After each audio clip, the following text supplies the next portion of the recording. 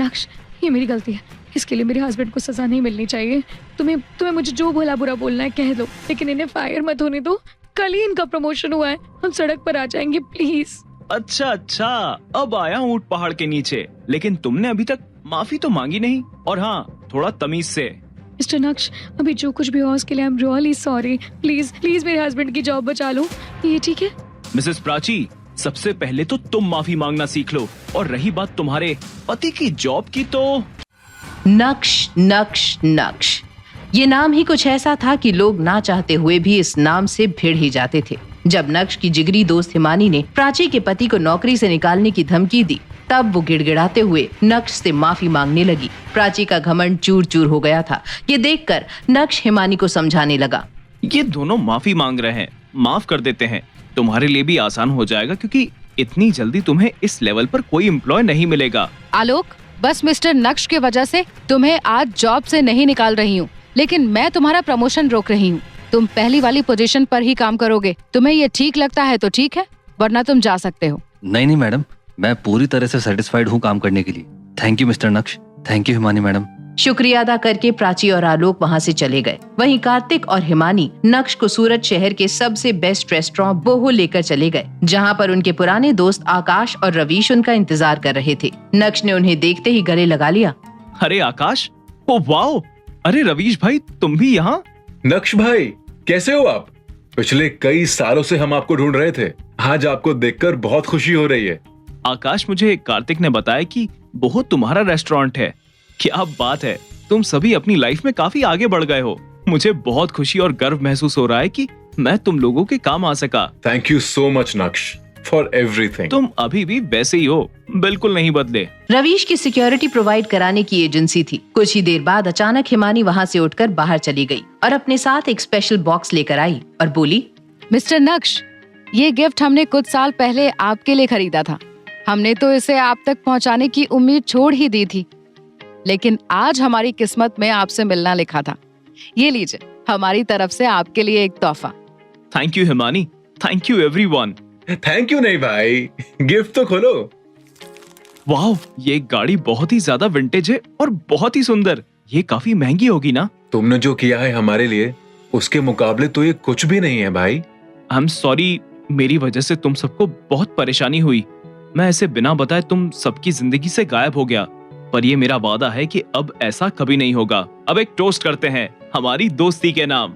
Toast का नाम सुनते ही आकाश ने वेटर से वोडका लाने को कहा और बोतल आते ही सभी ने जाम के शॉट्स लगाए। उस रात सब दोस्तों ने पुराने दिनों को याद करते हुए खूब मस्ती की। दूसरे दिन नक्श तैयार होकर सीधा भानुशाली ग्रुप के ऑफिस चला गया। तभी वहाँ उसका फोन बजने लगा। हेलो मम्मी जी, जय श्री कृष्णा। जय श्री कृष्ण नक्श, ये मैं क्या सुन रही हूँ अनिका से कि तुम कल पूरी रात घर नहीं आए। कल रात तुम कहाँ थे? कैसे हो तुम? सब ठीक तो है ना? मैं ठीक हूँ मम्मी जी, वो कल अच्छा सुनो, वो मैंने तुमसे कहा था ना कि तुम्हारे पेरेंट्स का टेस्ट करवाना है। यस मम्मी जी, मैं अपने पेरेंट्स को कल बुला लेता हूँ और फिर आप और अनिका भी हॉस्पिटल आ जाओ। हम सभी एक बार फिर से टेस्ट करवा लेते हैं। प्रॉब्लम कहाँ है पता चल जाएगी। अनिका और मेरे में कोई प्रॉब्लम नहीं है, तुम ऐसा। ठीक है, तो हम सब साथ में टेस्ट करा लेंगे मम्मी जी। अब मुझे भी थोड़ा काम है, चलिए मैं आपसे बाद में बात करता हूँ। नक्श इस बात से वाकिफ था कि उसके बच्चे ना होने की वजह कोई और नहीं बल्कि उसकी खुद की बीवी अनिका थी। अनिका नक्श को अपने पास ही नहीं आने देती थी और इसीलिए नक्श चाहता था कि आईवीएफ टेस्ट में सब दूध का दूध और पानी का पानी हो जाए। तभी किसी ने उसके कैबिन का दरवाजा नॉक किया। सर, जवेरी खानदान से नवीन जवेरी आए हैं।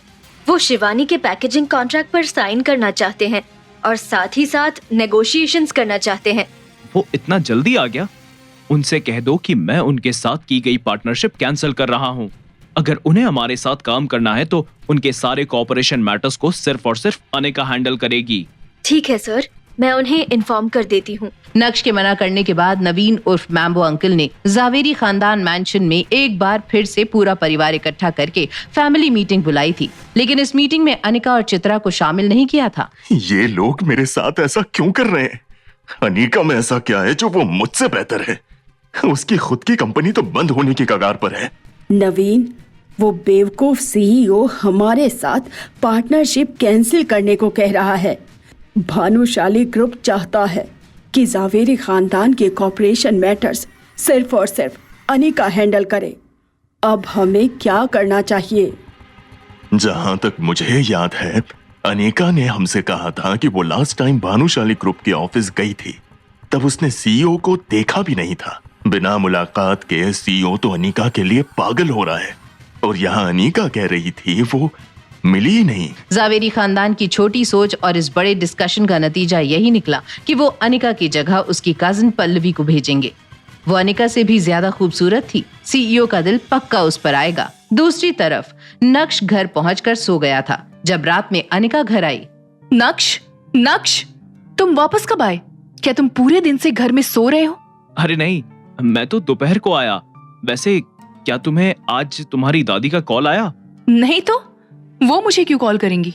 कुछ नहीं, मैंने तो बस ऐसे ही पूछ लिया। तुम कल रात कहाँ पर थे? अब अनिका का ध्यान पूरी तरह से नक्श पर था, और जब उसे याद आया कि कल की रात नक्श घर नहीं लौटा था, तो वो अंदर ही अंदर और भी ज्यादा अनकंफर्टेबल फील कर रही थी। तभी नक्श ने अनिका को पानी का ग्लास दिया और कहा, वो मैं मेरे एक पुराने दोस्त के घर गया था। बात करते करते बहुत लेट हो गया और फिर मैं उधर ही सो गया। पुराना दोस्त?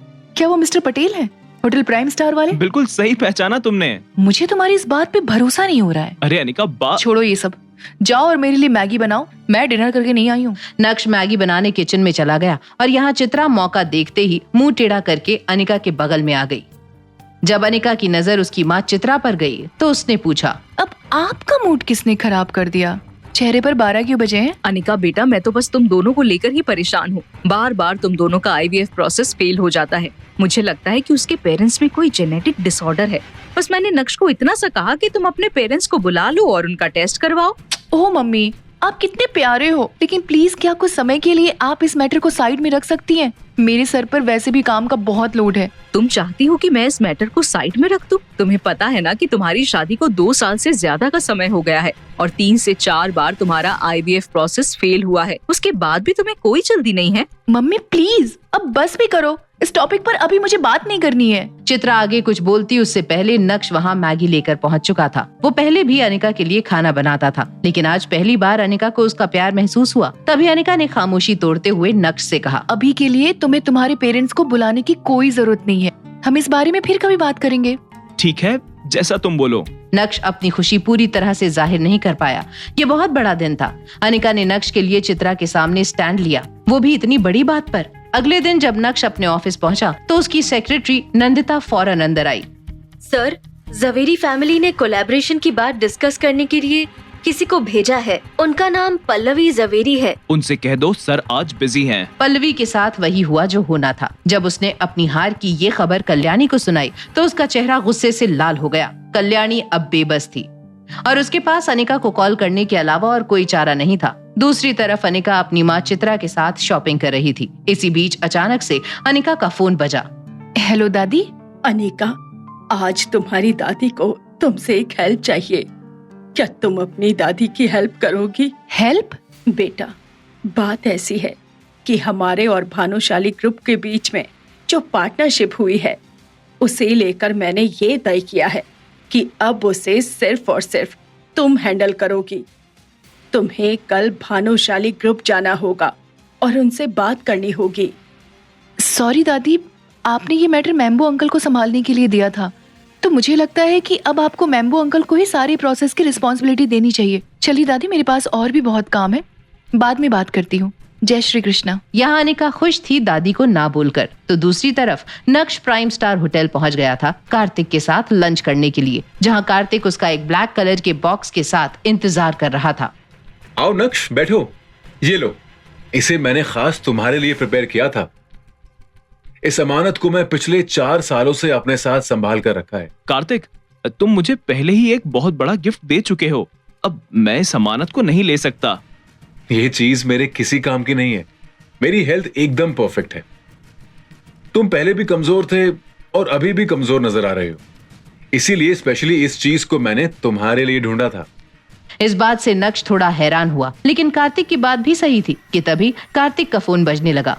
फोन उठाने के बाद कार्तिक के एक्सप्रेशंस कुछ ज्यादा ही सीरियस हो गए थे। कॉल रखने के बाद कार्तिक ने नक्श से कहा, माफ करना दोस्त, मुझे लगता है कि आज का लंच तुम्हें अकेले ही करना पड़ेगा। कुछ जरूरी काम आ गया है और उसे तुरंत सेटल करना है। मैं समझ गया, जल्दी जाओ और अपना काम खत्म करो। मैं इस अजीब गिफ्ट को चेक करता हूँ तब तक। कार्तिक के जाते ही नक्श ने फौरन उस बॉक्स को खोल दिया। उसके बीच में काले रंग की एक पिल थी जिसे वो तुरंत निगल गया कि तभी अचानक से उसे अपने पेट में एक तेज दर्द का एहसास हुआ। कुछ ही सेकंड्स में उसका पूरा शरीर कांपने लगा और देखते ही देखते नक्श बेहोश हो गया। क्या कार्तिक लेना चाहता है नक्श की जान? आखिर अब कैसे आएगा नक्श को होश? कैसे बच पाएगा नक्श उस ब्लैक पिल वाले जहर से? आखिर क्या होगा नक्श का अंजाम? ये जानने के लिए देखिए अगला एपिसोड सिर्फ पॉकेट एफएम के YouTube चैनल पर, और इंस्टा एम्पायर के सारे एपिसोड्स को सुनने के लिए डिस्क्रिप्शन में दी गई लिंक से डाउनलोड कीजिए पॉकेट एफएम ऐप।